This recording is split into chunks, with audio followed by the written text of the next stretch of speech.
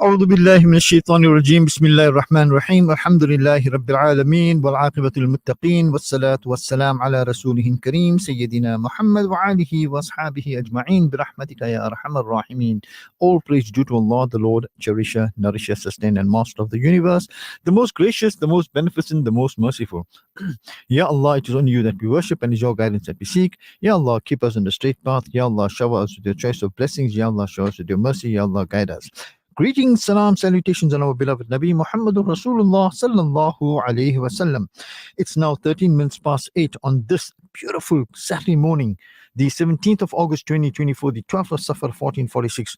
Assalamu alaikum wa rahmatullahi wa barakatuh, and welcome to Rise and Shine on Radio Ansar with myself, Faizal MJ Suleman. Yes, it is an absolutely exceptional morning today, alhamdulillah, and we're thankful to the Almighty for all the favors that He has bestowed upon us. Yes, summer seems to be coming in with a vengeance, and of course we're not complaining, but we are thankful and grateful to the Almighty. On Rise and Shine this morning, Mondley will be engineering for me, Wasima Bucks will be attending to logistics, and of course the program is produced by Hajra Kota. 060-904-1056, that's our WhatsApp number. That's 060-904-1056. We look forward to receiving inspirational messages via WhatsApp. But just to update us with a bit of current affairs, diabetes continues to kill millions of people in South Africa. One of the common diseases that is killing a lot of people in South Africa is diabetes. It is reportedly the second leading cause of death in the country, and according to a 2023 report by the University of Witwatersrand, first on the list is tuberculosis. A report by the University of Pretoria states that approximately 1 in 9 South African adults have diabetes, totaling around 4.2 million individuals. Over the years, there has reportedly been a notable rise in the prevalence of type 2 diabetes, a long-term medical condition in which your body doesn't use insulin properly, resulting in unusual blood sugar levels. South Africa's 30-year employment disaster, one of the biggest factors impeding South Africa's socio-economic standing, is its alarmingly high and worsening unemployment crisis. Every province in the country has seen its official employment statistics nosedive over the past 3 decades. The latest data from Stats South Africa puts South Africa's official unemployment rate at an alarming 33.5% for the first half of 2024, up from 20% recorded in 1994 and 21.5% in 2008. However, analysts emphasize that the 33.5% does not paint a full picture of South Africa's unemployment woes, because it does not count those who have given up on finding work and dropped off the grid. Major load shedding shift for South Africa. South Africa's Energy Council will be switching gears and moving away from dealing with load shedding as its key focus to the next challenges in the sector. During a meeting with cabinet members and senior business leaders, President Cyril Ramaphosa laid the foundations for the Government of National Unity's focus areas for the 7th administration. This includes the continuation of the partnership between the government and the business leaders to address the biggest crisis areas in electricity, transport and logistics, and crime and corruption. At the meeting, business and government leaders committed to building on the progress achieved to date and accelerating implementation over the next 12 to 18 months in line with the Government of National Unity's strategic priorities. Floyd Shivambu resigns from the EFF. Economic Freedom Fighters Deputy President Floyd Shivambu dropped a bombshell by confirming he has resigned from the party he co-founded with Julius Malema 11 years ago. During a media briefing, Shivambu said he was quitting the Red Berets to join former President Jacob Zuma's MK party. Politicians and analysts continue to react to Shivambu's decision. Political analyst Nsekelo Breakfast sees the co-founder's departure as a huge loss for the Red Berets. A protracted rift between Shivambu and party leader Julius Malema is believed to be the reason behind the shock move. You are listening to Rise and Shine on Radio Ansar with myself, Faizal MJ Suleman. And health professional body shuns new health agreement.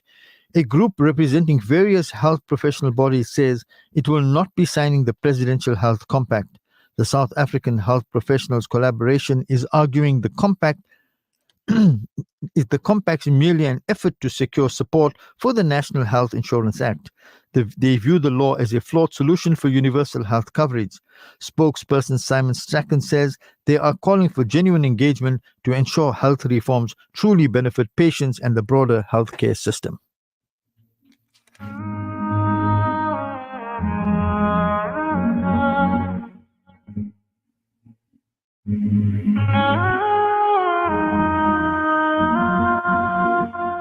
Found you when my heart was broke.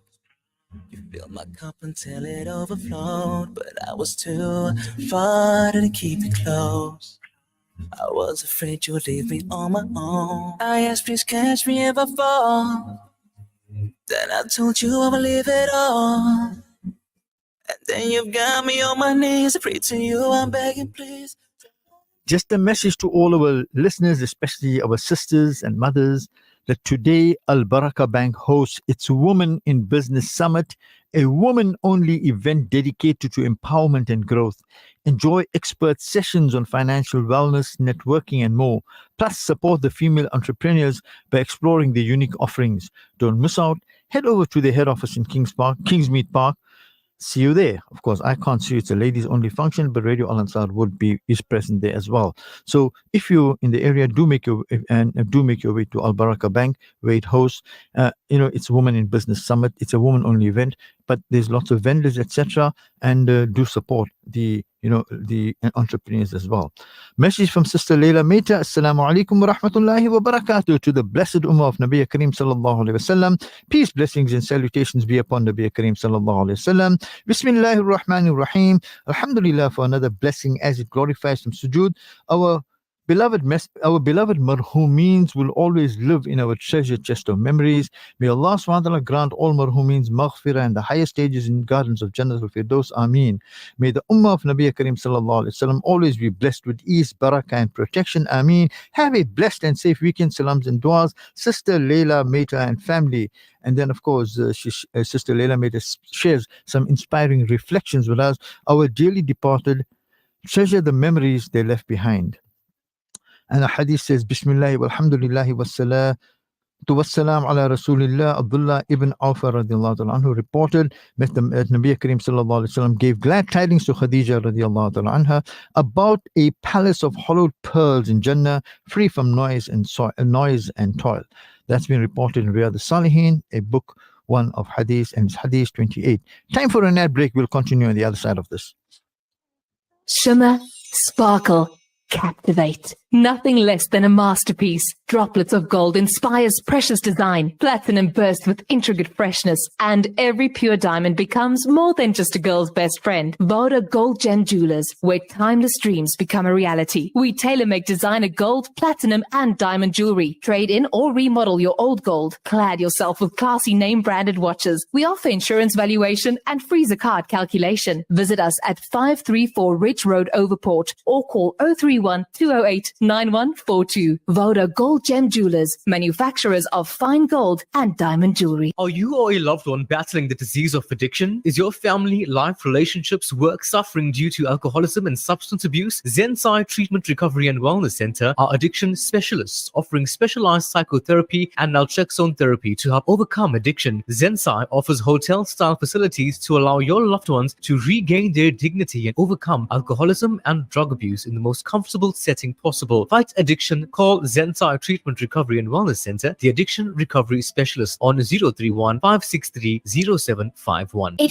has to be you. Resilient, compassionate, go-getter, charismatic. It has to be you. Inspiring, problem solver, graceful, intelligent, ambitious. It has to be you. Strong, beautiful, dedicated, nurturing, elegance. This August, Phenomenal Women and Al Ansar Outreach invites you to our annual Women's Day event. Saturday, the 24th of August, 2023. 2024, 10 a.m. to 3 p.m. at 189 West Road. Tickets 250 Rand. Call Outreach to book your seat on 031-208-1601. Powered by the Capital Group of Companies. أعوذ بالله من الشيطان الرجيم بسم الله الرحمن الرحيم ادعو إلى سبيل ربك بالحكمة وموعظة الحسنة وجادلهم بالتي هي أحسن. Invite all to the way of thy Lord with wisdom and beautiful preaching, and reason with them in the ways that are best and most gracious.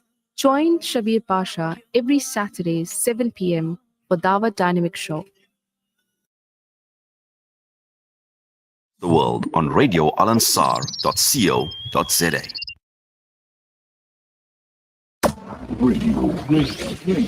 Radio Al-Ansar.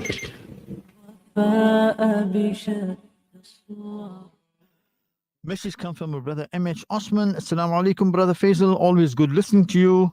There's no or very little honesty and transparency amongst almost all political leaders, hence our country is suffering. That message comes from MS. Message from Mrs. Rahman. Assalamu alaikum, Faizal. Dua for others. Ya Allah, those who are suffering from depression, give them happiness and joy. Ya Allah, those who are poor, give them wealth. Ya Allah, those who are weak, give them strength. Ya Oh, my beloved Allah, bless those who have got no children with pious and righteous children. Ya Allah, those who have children, make their children the coolness of their eyes. Ameen. Jazakallah khair for that. And Mrs. Rahman says, have a Mubarak weekend. Jazakallah khair, Mrs. Rahman. An advocate for women's rights has said that Muslim men need to step up and assist their mothers, sisters, and daughters through divorce proceedings. We have online with us Sister Nabila Mullah, who is an advocate for women's rights. And we say, Assalamu alaikum wa rahmatullahi wa barakatuh, and welcome to Rise and Shine, Sister Nabila Mullah. Wa alaikum assalam wa rahmatullah. Shukran for having me. An absolute pleasure. Now, how can we better educate and equip our men with the necessary knowledge and resources to assist their mothers, their sisters, their daughters in navigating the legal and emotional aspects of divorce? So it goes back to firstly upbringing. When mothers are raising their sons, they need to teach them that toxic masculinity has no place in our society. Mm-hmm. And from an upbringing perspective, I think we need to start grooming men instead of boys so that they are able to deal with the day-to-day issues that women face in our society. Our Nabi Sallallahu Alaihi Wasallam said that if I had the choice to choose between whether I was dominated or domineering, I choose to be dominated. Mm-hmm. And I think that when we start reintroducing the Sunnah mindset of how a man should be, and reintroducing the aspect of ghira, which has been lost in our society, men will be able to deal with problems that arise with their mothers, sisters, or daughters in the legal process, the emotional journey that they face through divorces, and so on. Now, many ladies, unfortunately, they experience problems in their marriage, they experience abuse, etc. But for some reason, and to me, it seems like mainly financial security or having no place to go, they don't want to enter the legal process of divorce. They want, maybe we can get a separation or something, and then we have mediation, etc. Now, what are some of the most common challenges that women face during informal mediation processes, and how can the involvement of mahrams, help to mitigate these challenges? So a woman going into these informal mediation sessions, whether she is financially stable or not, are often in a very vulnerable and overwhelmed state. Because if it's the concept of my marriage is falling apart, there's this failure associated to getting divorced, there's the children that you need to worry about, and I then become a victim to being bullied, overpowered, and manipulated in those sessions, where demands are being made, they're not given sufficient time to think and to get clarity on what's being proposed, and they're forced to make decisions allegedly in the best interest of the child. Mm-hmm. So their voices get stifled in the sense that, never mind that you've been abused, you need to think about your children. And how can you take the father of your support? So they get brainwashed, gaslighted, and manipulated during these proceedings. And I think that the presence of a mahram, and not just any mahram. It needs to be a mahram who's impartial, firstly, because those sessions can be quite emotional. So if a father who's close to his daughter's present and, they hear accusations, allegations, and they get emotional, it's not very constructive to a mediation process. So it needs to be a mahram who's impartial, like an uncle who's never heard it, for example, or a brother who is knowledgeable to deal with these sorts of issues. Just so that they can be present to act as sort of a barrier against any abuse or oppression during these proceedings, to maintain respect, to allow her time to think, maybe to give her advice when proposals are being put forward, and to act as a buffer against anything that may further step away from her dignity. I like the word impartial because the next question I was going to pose to you, and you've actually answered it, is that many of us come with with this mindset, preconceived mindset, that you're entering this marriage for better, for worse, or for terrible, unfortunately, and you make a home of it. You're going to make it happen. You're not coming back home. And then also we add to that, what's the community going to say, what's the people going to say, etc., etc. And we forget the person, the daughter or the sister herself, who is going through this, through the problems, etc., and she needs assistance. So I think you've answered that with the question of impartiality. I don't know if you want to comment on that before going to my next question.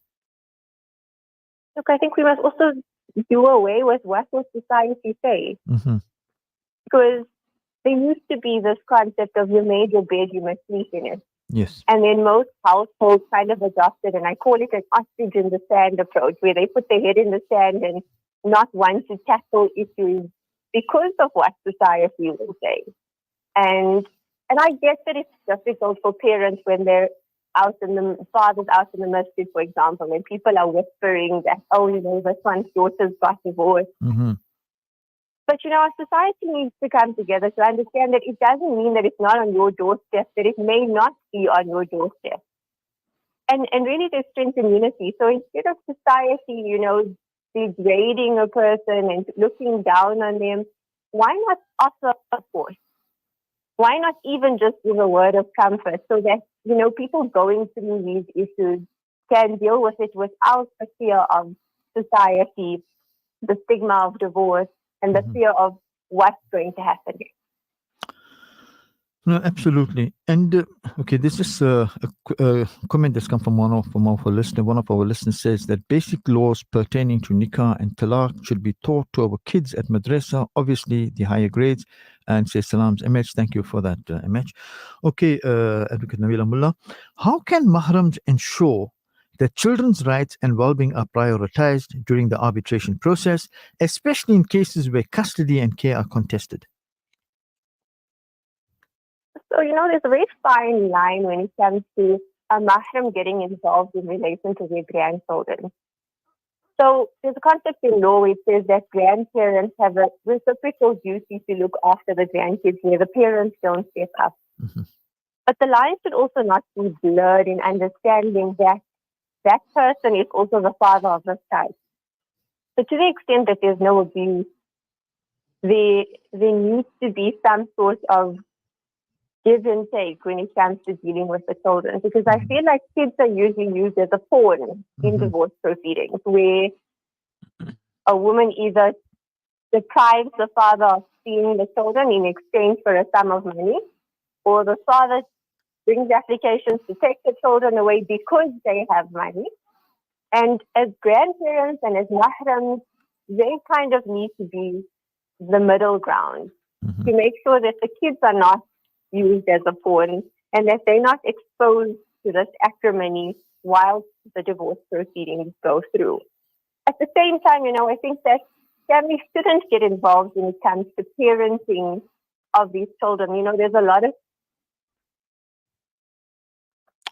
I seem to have parents lost. want to have a say. And that makes the process a lot more arduous. Now, given the stigma around, I'm using stigma in inverted commas, around discussing abuse in some communities, how can we create a safer space for women to speak out and seek support from the mahrams without fear of judgment or societal backlash? So firstly, men need to learn acceptance. Women are often afraid to go back home because they're going to be told, you've made your bed, go sleep in it. Mm-hmm. So Muslims need to understand that sometimes people get divorced. And does it mean that you're a bad person? No, it doesn't. I mean, Islamic history will tell you that there have been prominent women during the time of our Nabi Sallallahu Alaihi Wasallam that were divorced. So there needs to be that acceptance. So when a woman comes home, there needs to be that mercy and kindness and forgiveness to say, you know what, it's okay. Mm-hmm. It's okay, these things happen, and let's see how we can work towards that. Then there are places like safe homes and organizations that assist women who are victims of abuse. And I think it's important that men get involved, because usually when we have fundraising for those events, it's only women that are there, women uplifting women. But there should be men that get involved. And I think going forward as a society, because the whole legal process is such a cumbersome and an expensive process, we should look at community involvement in terms of fundraising for when a person in our community needs financial aid to deal with issues of divorce, that they know that they've got somewhere to go to, that they've got the financial backing should they require it, and that their voices will be heard. And I also think that it's important that people listen. Because often when you speak to a Muslim and you say, you know, I'm going through this, or he hasn't done this, then the discussion becomes, you know, in my days, we went through work and we made sabr and so on and so forth. That mindset doesn't help.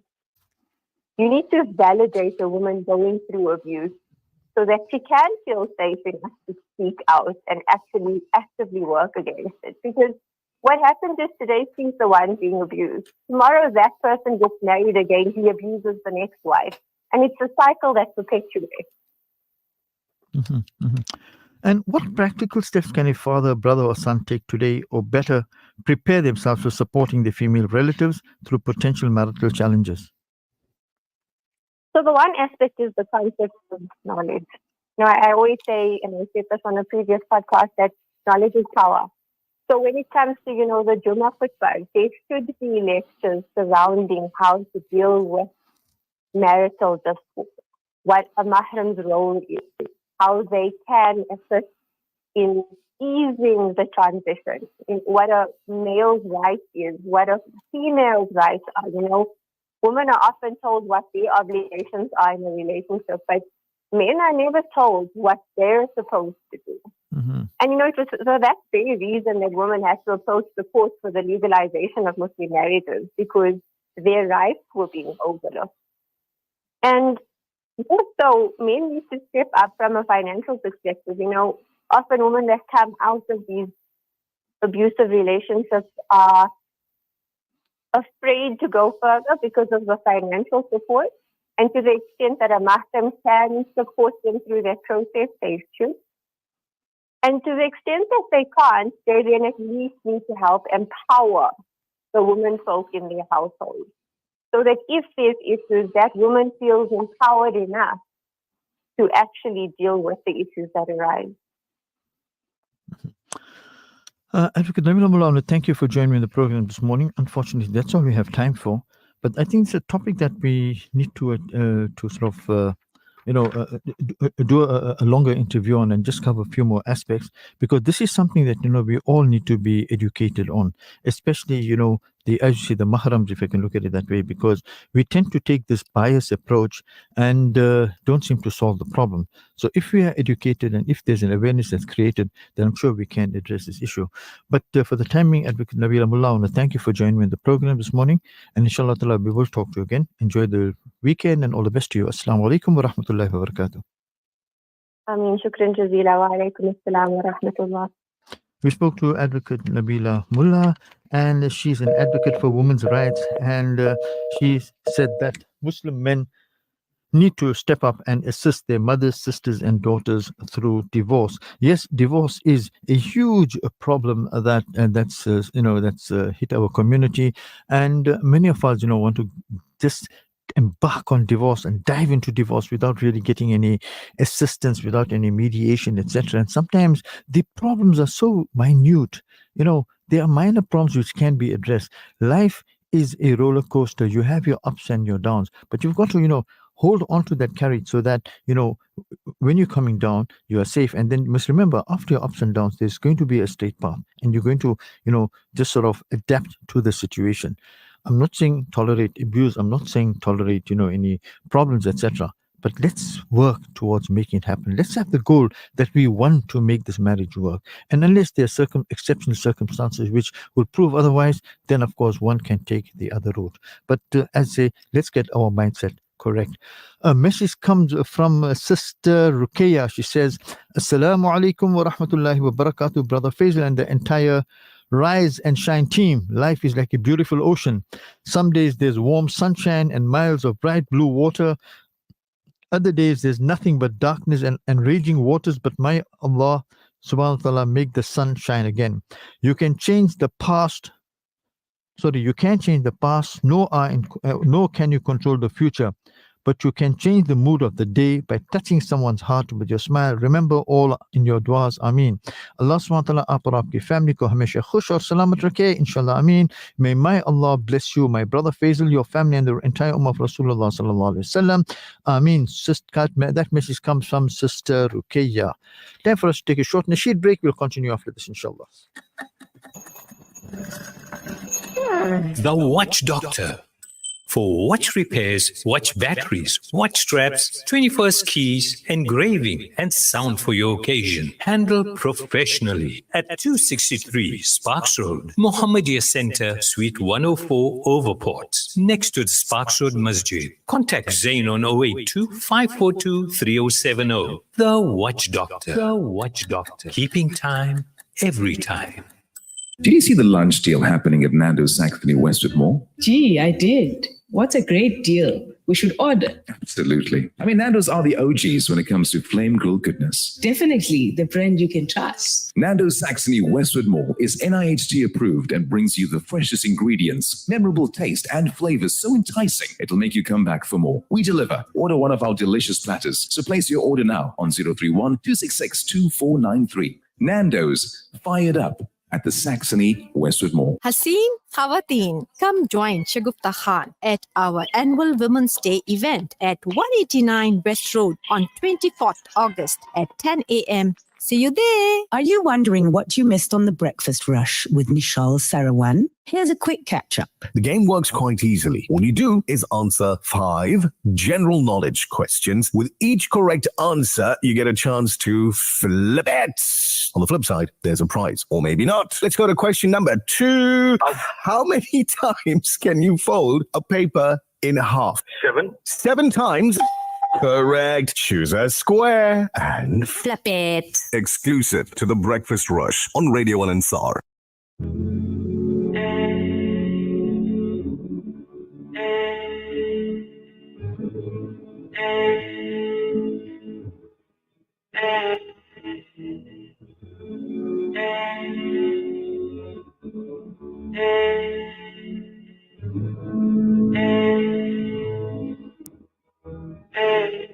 Mercy, mercy, mercy. You came down as a mercy. On your home, Akiyama, you will save me with your mercy.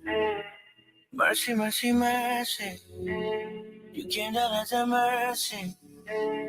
You will say, oh my Lord, will you save them with your mercy?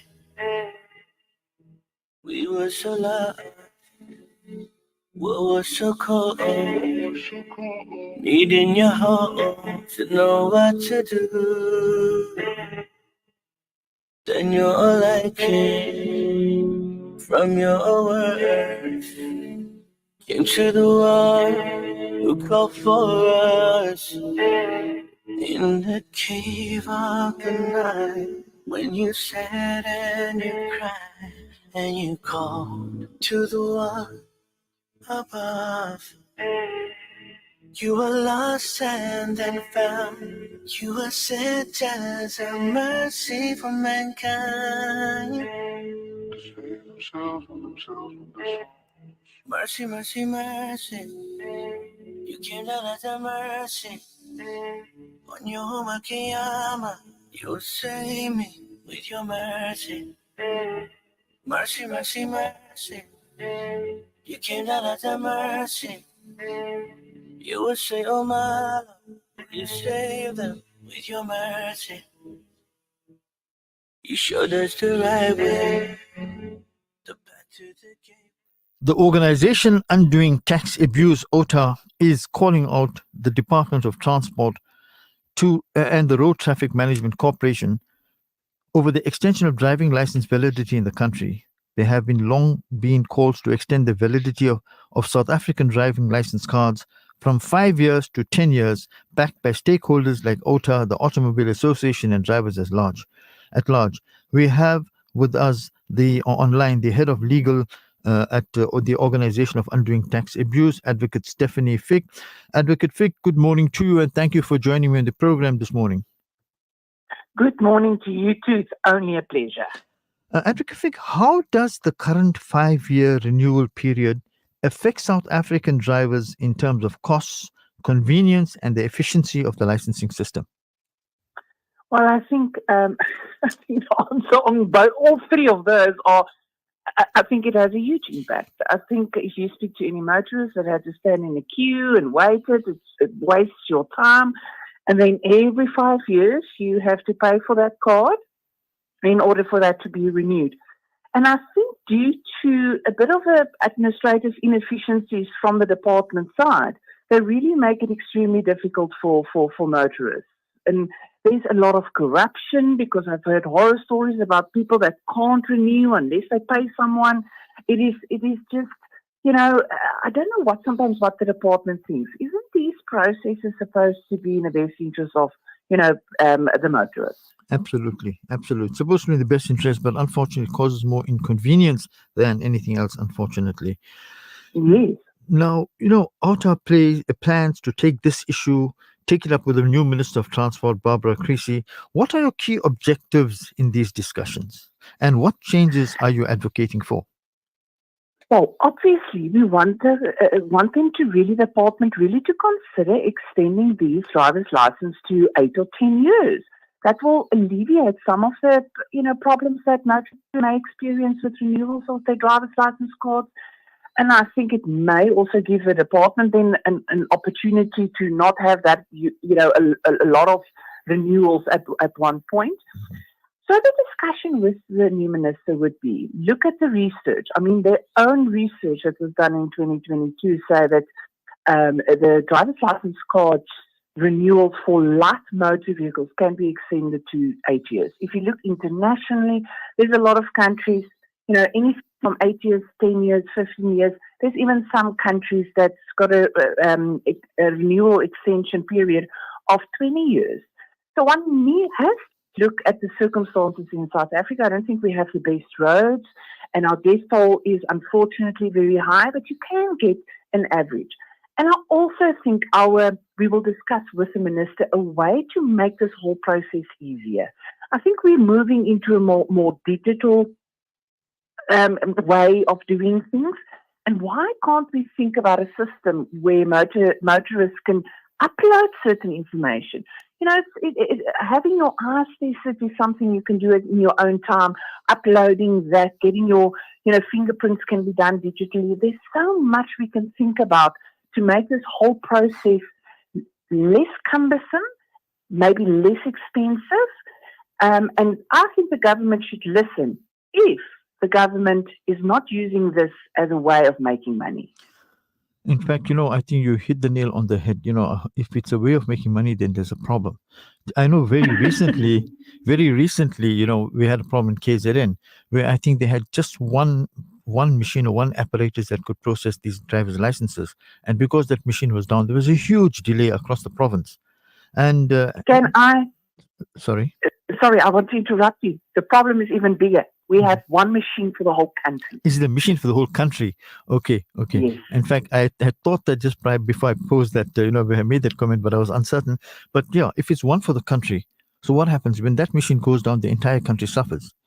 In the meantime, are we now going to be telling the traffic officials that are going to be stopping us that there's no apparatus to give us a new license? And they are going to be expecting us to have made this application 3 months ago when there's a million other things that we've got to deal with.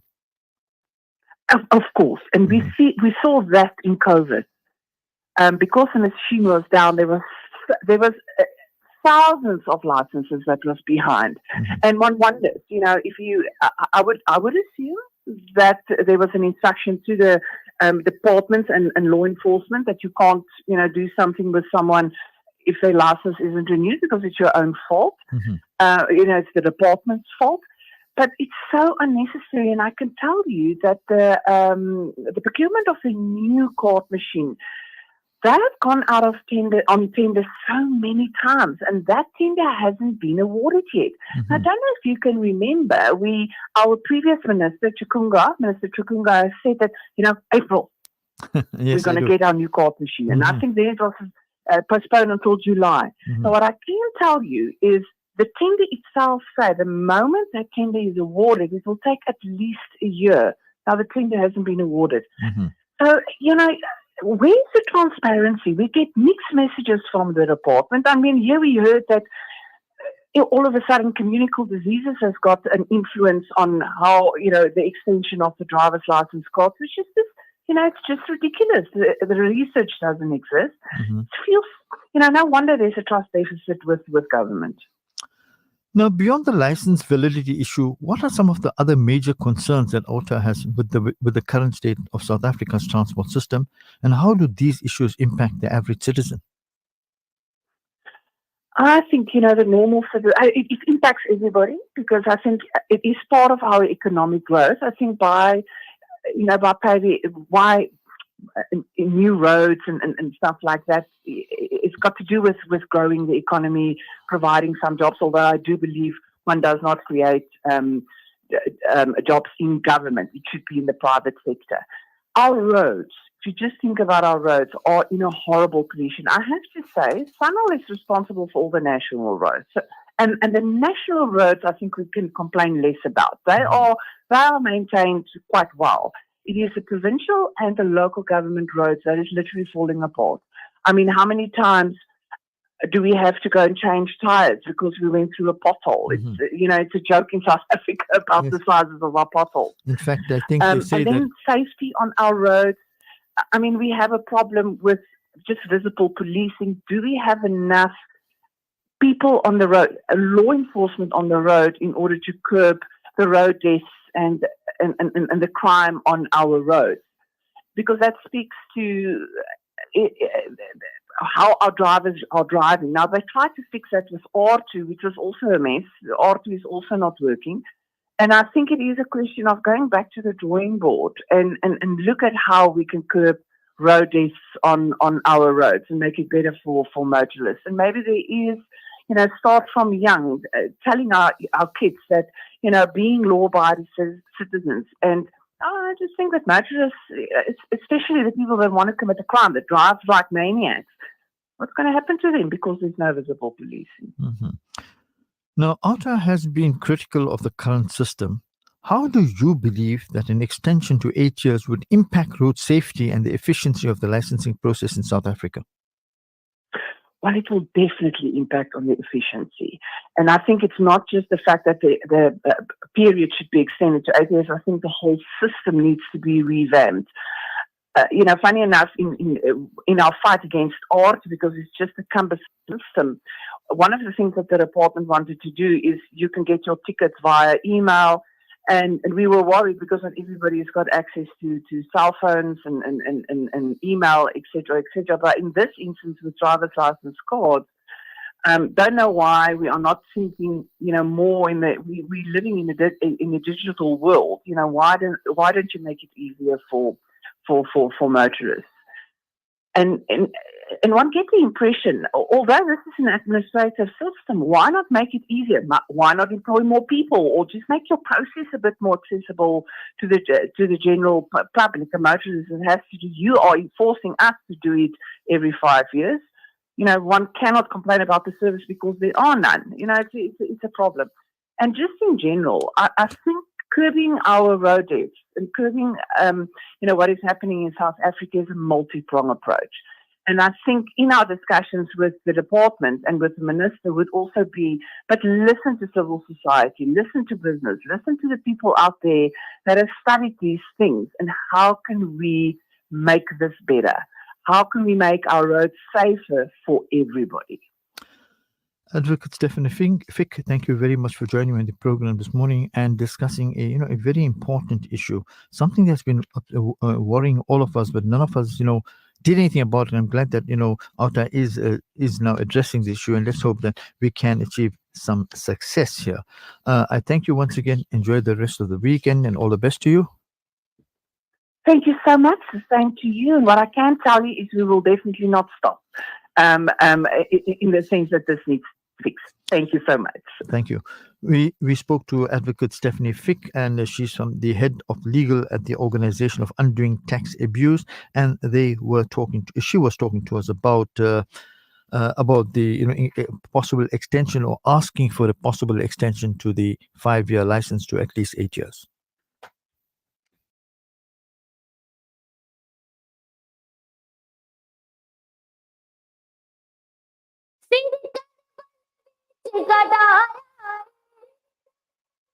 Radio Al-Ansar, Durban, 90.4 FM, Marrickville, 105.6 FM. कलमा हुसैन हुसैन हुसैन हुसैन कलमा हुसैन बचा ला इलाहा इल्लल्लाह तेरे सदके में आका सारे जहां को दीन मिला बेदीनों ने कलमा पढ़ा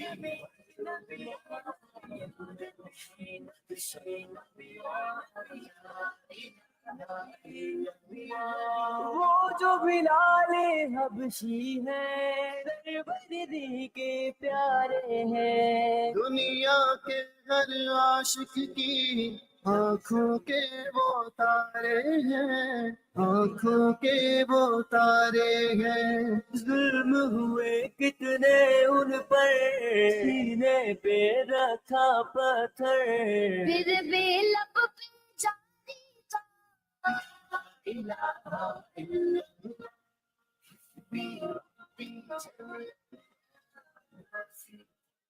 Guess what, Durban? Actually, guess what, Westville? Spring into action this September 1st at the Village Market Mall. Yes, that's right. 123 Jan Hofmeyer Road is the place to be. From 10 a.m. to 4 p.m., indulge in a delicious array of breakfast, brunch, lunch, or even an early dinner. There's something for everyone, with horseback riding, kiddies entertainment, and shopping galore for mums and dads. Located opposite Westville Boys High and next to the Sufi Masjid. Mark your calendars. The Sunday Village Market, this September 1st. See you there. Hey, fabulous ladies, it's Razia Rangish from Urban Women. Just a reminder for you to purchase your tickets for the women's event that's coming up next week, Saturday. Yes, that's right. Time is flying. The clock is ticking. 24th of August is that wonderful event that's happening. And just for 250 Rand, you can grab your spot. So purchase it from the Al-Ansar shop, 207 West Road, Overport. Can you believe it? Radio Al-Ansar has turned 12. It's been an amazing ride, and we're just getting started. This August, we're celebrating with special shows, exciting throwbacks, and everything that makes Al-Ansar part of your life.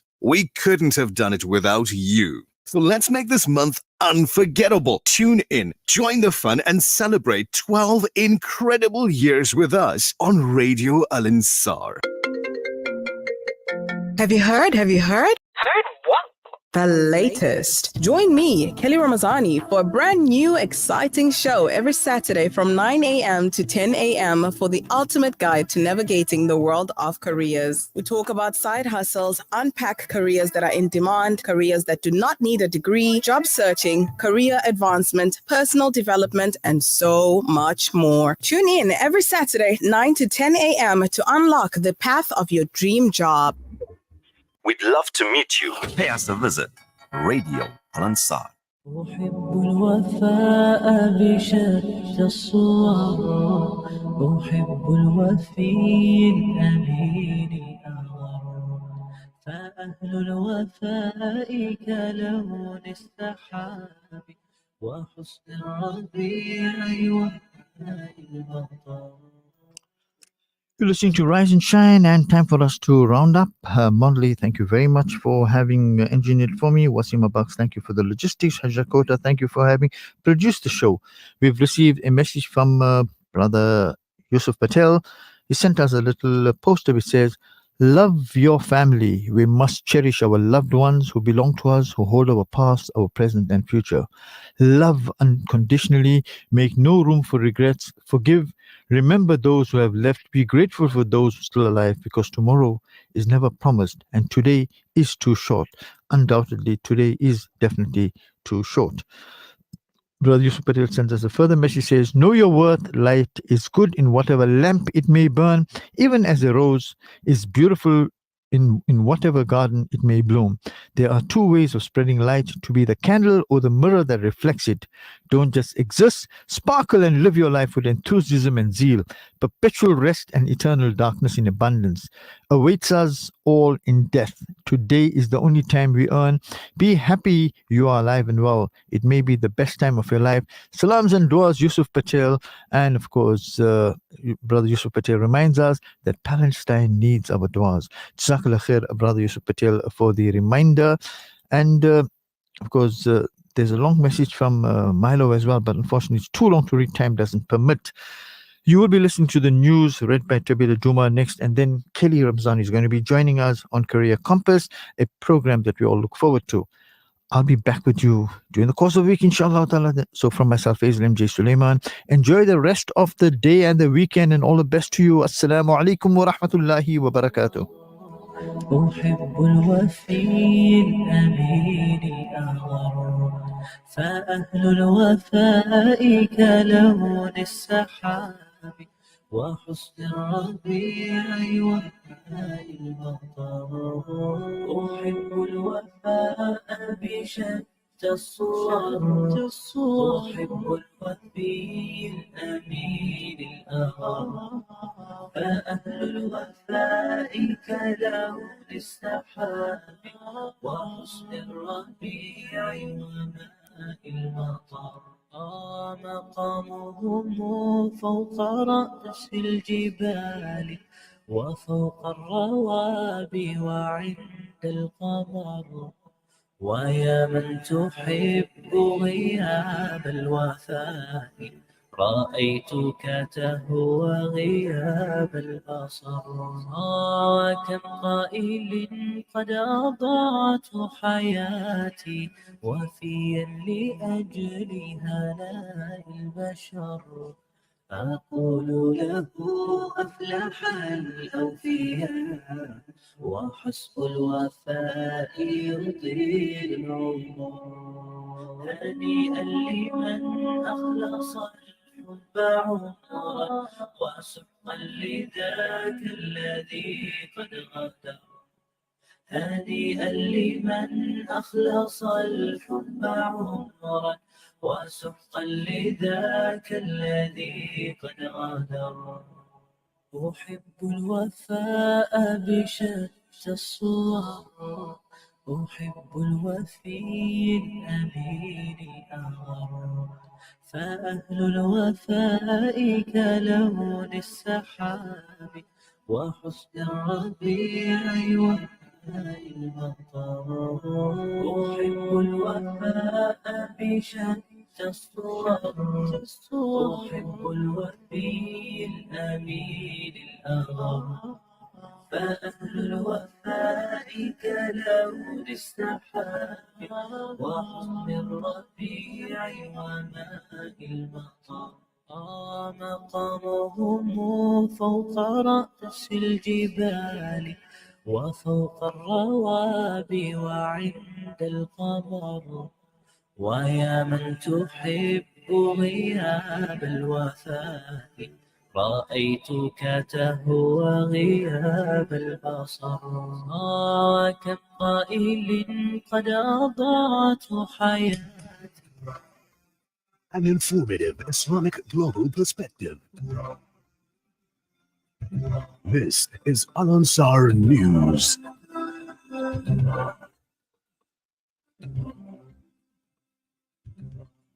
A suspect was shot dead by KZN police in Inanda.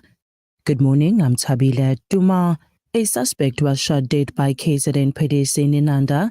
A police officer was shot at earlier in the day allegedly by members of the notorious West Gang. The confrontation comes after the DPCI